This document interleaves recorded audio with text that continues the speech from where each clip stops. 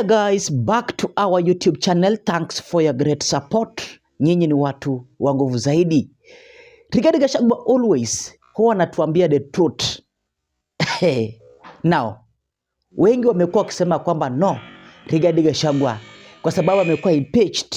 That's why hiyo kitu inamsumbua and anajaribu exposing the president kwa kitu hakuna. Rigathi Gachagua alituambia William Ruto is working with the Al-Shabaab. William Ruto anafanya deal na nchi ya Sudan kwa mambo ya silaha RSF.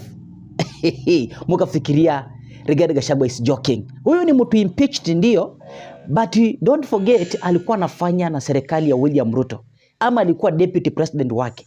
Alikuwa one of the inner circle of the president ambaye ni William Samoei Arap Ruto. So chochote huyu jamaa anatuambia, you need to be believing. Kama tena kuamini guys, Rigathi Gachagua kwa anazungumza after 3 days mambo yanafichuka. Now Jomo Kenyatta International Airport. Mambo yamechemuka. You see guys, UN inalaumu serikali ya William Ruto. Hakuna venye British person anaingia Jomo Kenyatta International Airport then wanafail kumkagua. And I'm not sure kama walifail kumkagua. Lazima walimkagua.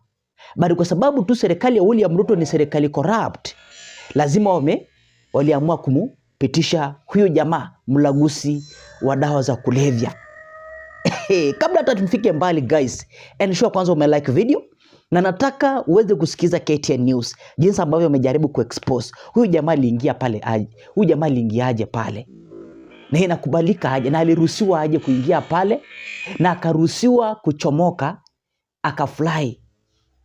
And baadaye akashikwa pale mbele. So now huyu jamaa alijua atapita tu Kenya, yeye atapita.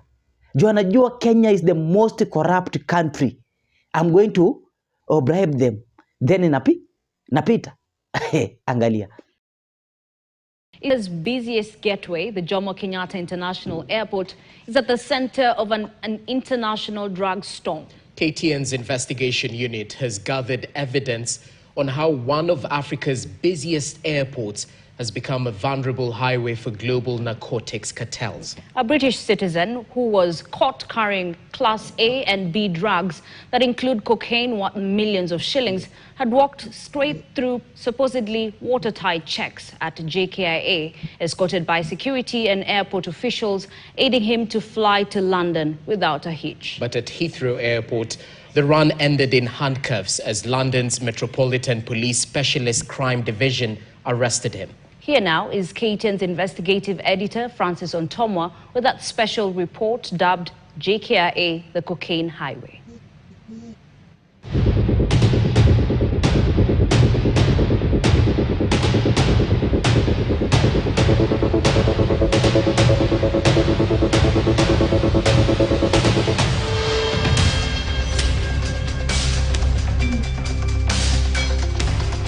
Tuesday night, May 13, 2025.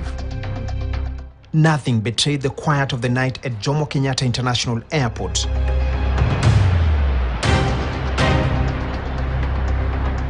On the surface, it was all good and ordinary. Families embracing at the departure halls, trolleys humming across polished floors as vehicles necked in and out of the terminals. It looked every bit the perfect, uneventful night at East Africa's busiest gateway. But it was not. At 9:29 p.m., CCTV cameras at Jkia captures a man with dreadlocks tucked under a cowboy hat walking into the busy Terminal 1A. He's dressed in all black, pulling a suitcase with one hand while clutching a laptop in the other. A backpack hangs off his shoulders, and beside him, a bald man in a jacket, a blue jeans and a t-shirt. Together, they head straight for check-in.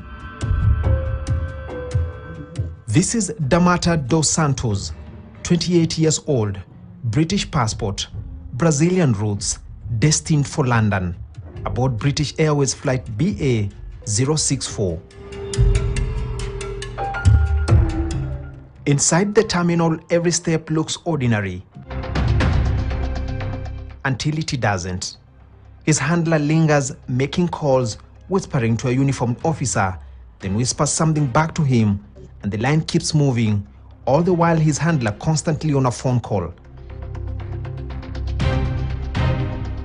He submits his passport for scrutiny, and the moment this is done, notice the handler moving backwards.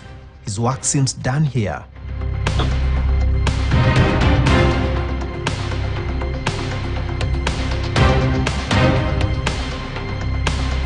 Minutes later enters this man in blue shirt carrying a unit load device, or simply ULD. A ULD is a container used at the airport to bundle dozens of suitcases and cargo into a single movable unit for loading into an aircraft. But investigators say it is also the perfect Trojan horse. With corrupt hands in play, illegal cargo can blend among dozens of bags and go unnoticed. This is what appears to be the plot here.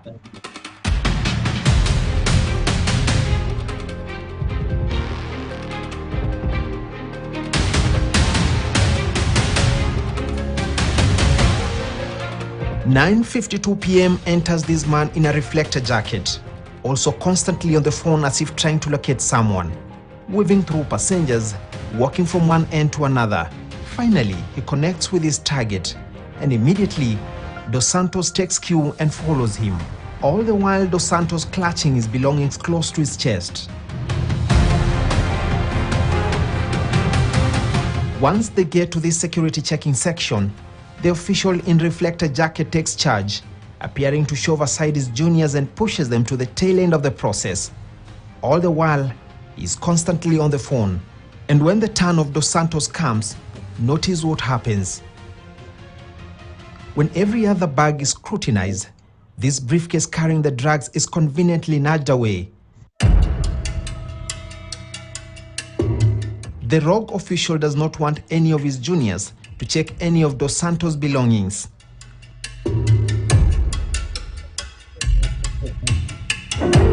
And just like that, a suspected international drug peddler has just beat Jkia's elaborate security installations and off to the departure lounge.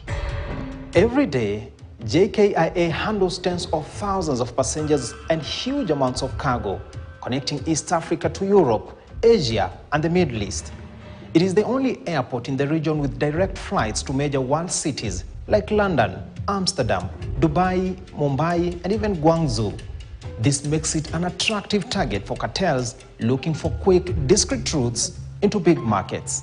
The biggest risk to any institution, organization, or company, or private sector, or individual is a non-performance of security staff.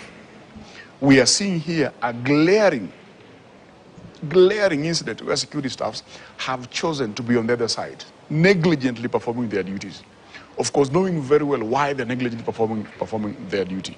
Come up with technology, but there's always a human hand behind everything that is done.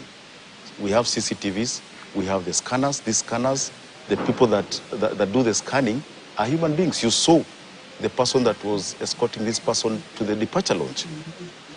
He knew that if this passes through the scanner and a person that is not friendly to the cartel is behind the screen, then automatically the package will be identified. So he made sure that he is the person that will check that package.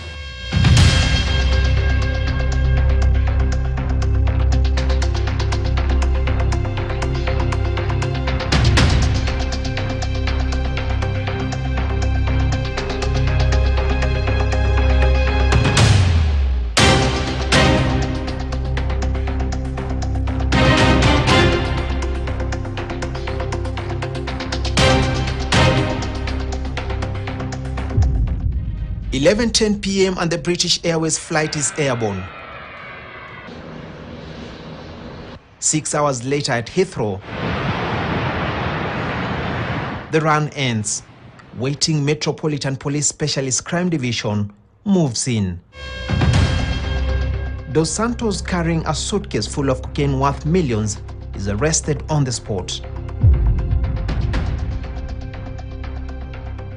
Met Police in London in a letter addressed to KTN has confirmed the arrest of Dos Santos. He appeared at Isleworth Crown Court on the 16th of June, where he was remanded into custody ahead of a trial on the 3rd of December this year. KTN also contacted the Kenya Airports Authority for comment, and the response was that the case was under active investigation. KAA said that the authority remained fully committed to cooperating with relevant security and investigative agencies. One of the key skills is observation, that you should be able to observe keenly what is going on. And also we're expecting that people who are in the control room could easily pick it out, that this one was not properly searched. But Dos Santos was no tourist. Records show he made a similar trip to Kenya before. On September 2nd last year, Dos Santos traveled again using his British passport, arriving in Kenya on a KQ flight with the reason for travel captured as holiday and tourism. 4 days later, he booked a flight back to London. Global cocaine production and consumption have surged to record highs in 2023. According to the United Nations Office on Drugs and Crime, illicit cocaine output jumped to 3,708 tons, nearly 34% more than in 2022. Analysts estimate that there are about 25 million cocaine users globally, up from 17 million a decade ago. In Kenya, a recent survey by the National Authority for the Campaign Against Alcohol and Drug Abuse, NACADA, showed that 1 in 63 university students reported having used cocaine.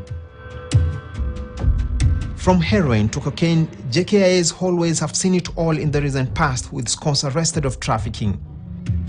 Just how could Jomo Kenyatta International Airport, East Africa's busiest aviation hub, manned around the clock by police units, detectives from the anti-narcotic teams, customs officers, and even hosting a magistrate's court within its compounds, quietly become an invisible highway and stopover for the global narcotics trade? These people, before they do whatever they are doing, they also do they do pre-operational surveillance. They will go to all these international airports. Where is it easy for us to pass our contraband? Where is security laxed, and why is security laxed? We were not red flagged recently. As early as 2000, we were already being mentioned as a country that is a transit point for international illicit drugs. The number of baggages we scan here and the number of persons that pass through our systems as compared to Heathrow is unbelievable. So why would they choose Kenya? It would tell you that quite a number of this kind of illegal activity take place in Kenya. They have developed a very solid network to include what we have seen, as evidence of what we have seen on that CCTV gadget. They know very well they will be assisted to pass through Kenya without any form of arrest, and they will make it to the other end. So basically telling ourselves that our fear in national threat of organized crime and corruption and transnational crime making root in Kenya is quite visible from what we have seen. We need to work on killing the markets. We do not know. Maybe this is just an incident that this one was on transit. We do not know if there are others who come in here. In the scheme of things, it now appears that at Jkia, the question is no longer if traffickers are passing through. Unaona guys, now ukiangalia comment section, utakuja realizing that Kenyans are saying that wale ambao walifail kukagua ama ambao walikagua huyo jamaa na wakampitisha ndo wanafaa kusimamia hiyo kesi. Unaona guys, and that's why UN ina blame serikali ya William Samoei Arap Ruto.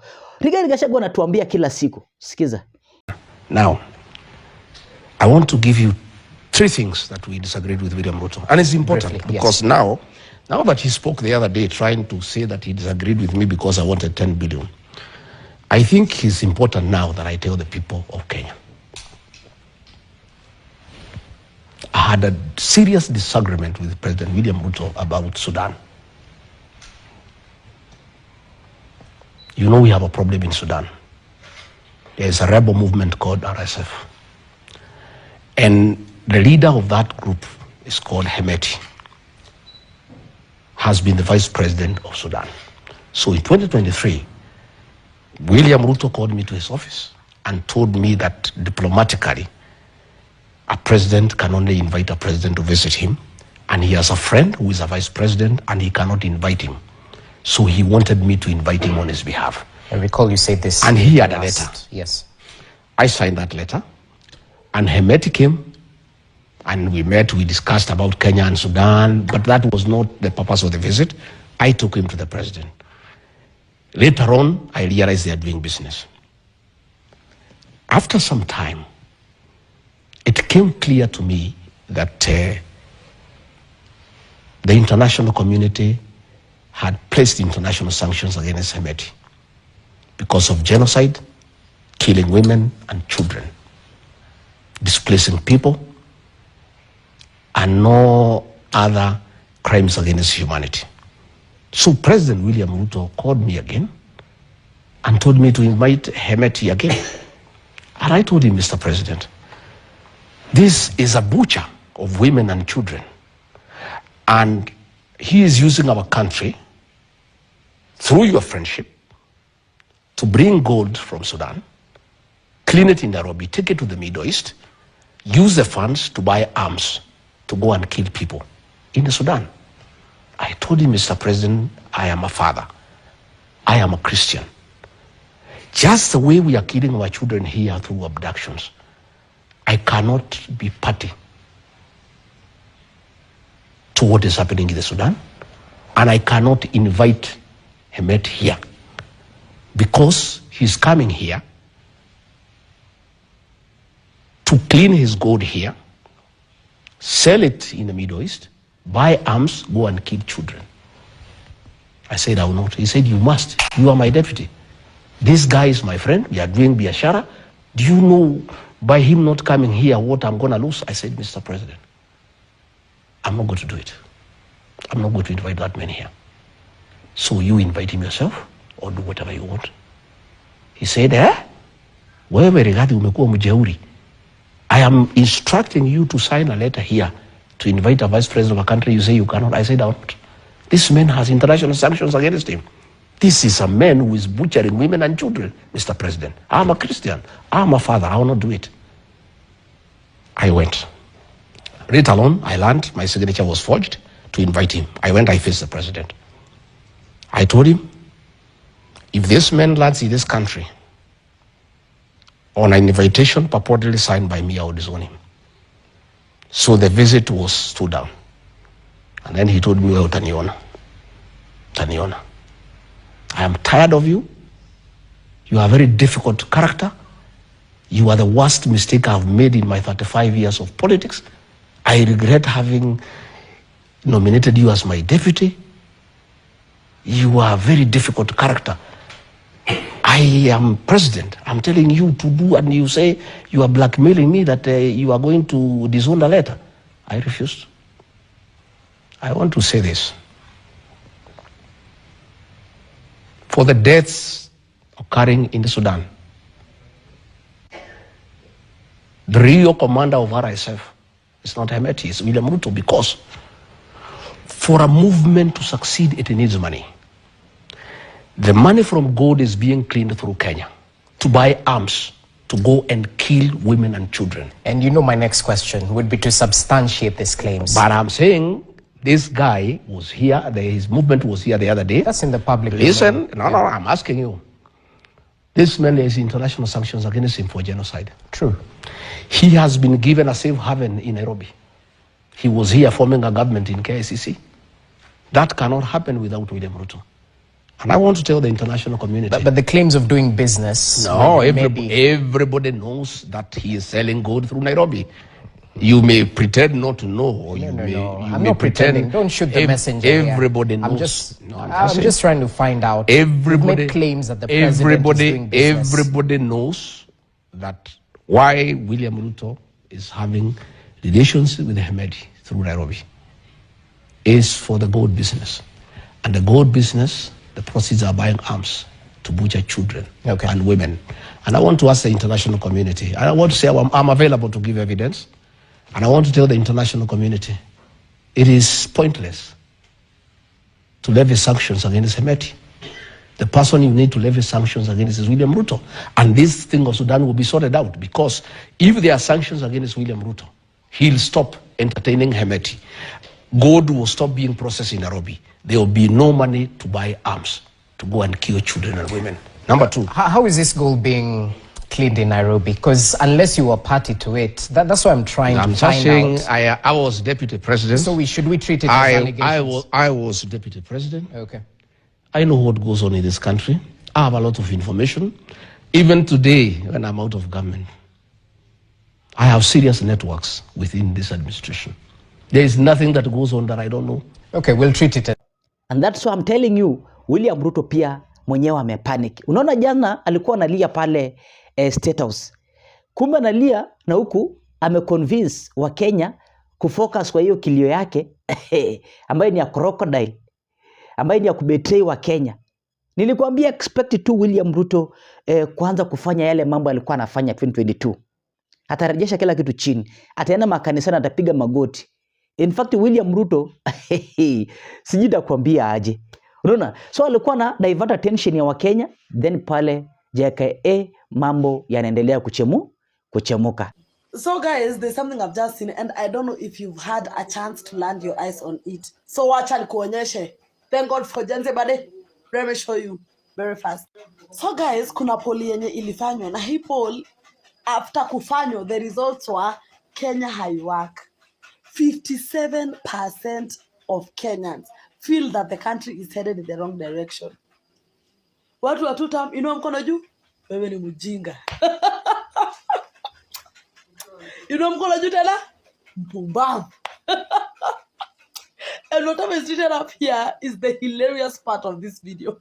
Atika Songo has now reached Kericho on his way to Sugoi. Nani anaenda huko? Hebu sema si mimi? Ni must go. Ni must go. And what's exciting now is this. This is the most exciting part. Ati, the number has risen. In 2023, it was 53%. In 2025, it's now 57%. Na mnasema huyu jamaa aende nyumbani? Laughable. Anaenda home. Anaenda home. Anyway, tunapenda kubishana. Mimi sibishani na nyinyi. I have facts. Najua hiyo story, one time, drain the swamp, and please follow me on Instagram, on X, and subscribe to my YouTube channel. Athletics Championships in Tokyo, Japan. This is a very emotional moment. I don't know why.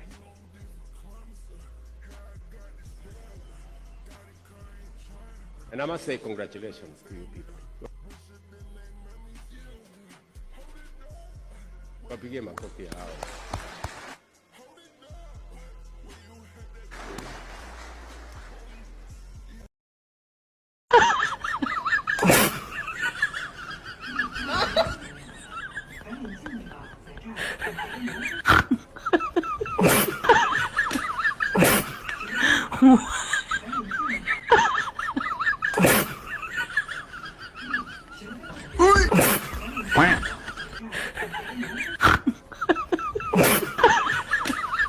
Your historic performance at the World Athletics Championships in Tokyo, Japan.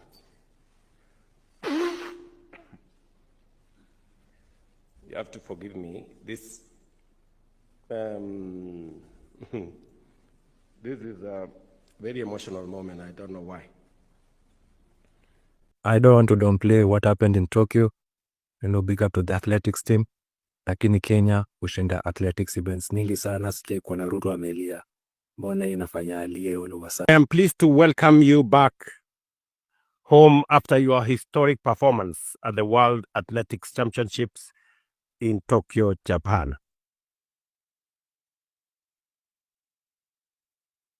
You have to forgive me. This this is a very emotional moment. I don't know why. Wewe wacha na kujua. Machozi mbili, alafu a few moments later, washoot wote kwa miguu. Wewe na kujua wewe. Not to.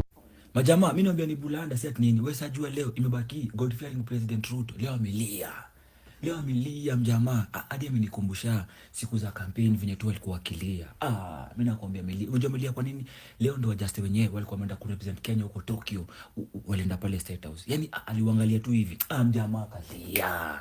Yaani machozi ya furaha mimi nakwambia. Ai, mimi nakwambia ni bulanda je.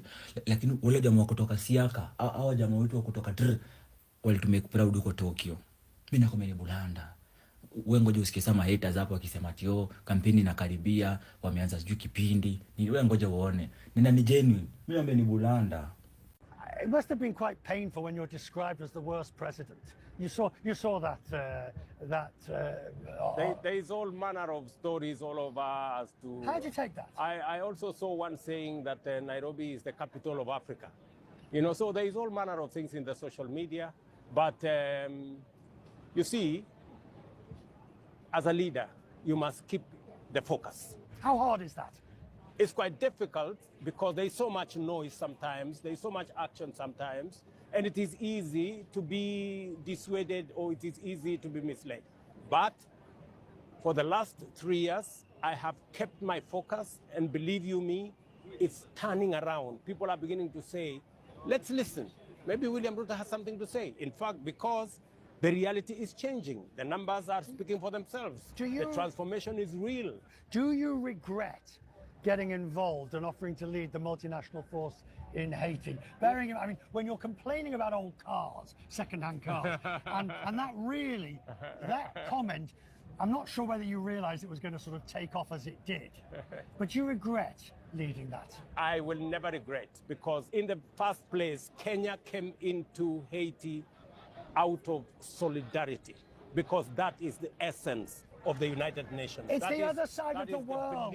That is the belief we have as a nation, that we have been across the world many times. This is not the first time we are going across the world for peace efforts. We've done this in Kosovo. We've done it in many other places. So that is the DNA of Kenya.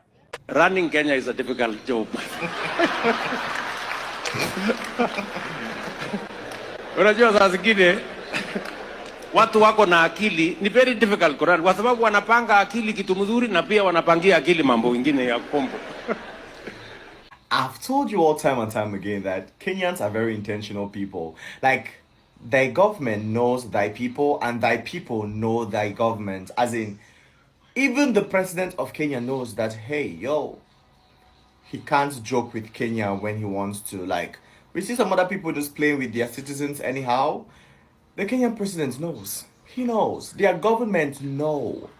And it is not a bad thing, because most of the time people tag Kenyans to be bad, to be, extremist, to be very rude or whatsoever. No. Trust me, I have never in a single day seen a Kenyan really come, for people that, I don't want to say don't deserve it, but haven't provoked, right? So Kenyans will not come for you unprovoked. And it is what it is. You need to learn how to be accountable, because trust me, if you want to have like a Kenyan audience or a Kenyan love, stuff like that, you need to be very accountable. You need to know when you have made a mistake. You need to know when and how to apologize, and you need to know, like, don't drag beefs with Kenyans. You will not be able to do it. You can't. Even the government officials know they can't. When they have a problem or misunderstanding with their citizens, they just apologize. Like, accountability immediately. Well, amazing people. I personally love them. I appreciate them. Great people. Much love, the people of Kenya. I'm with you always. Guys, the government is in panic. Listen to this. President William Ruto has vowed to pay TikTokers to push government agenda. But listen to this agenda. President William Ruto has promised to build more than 70 hospitals across the country. This is coming after Kenyans, especially here on TikTok, vowed that they will put up an ultra-modern, state-of-the-art hospital. Enyewe watu wamepanic.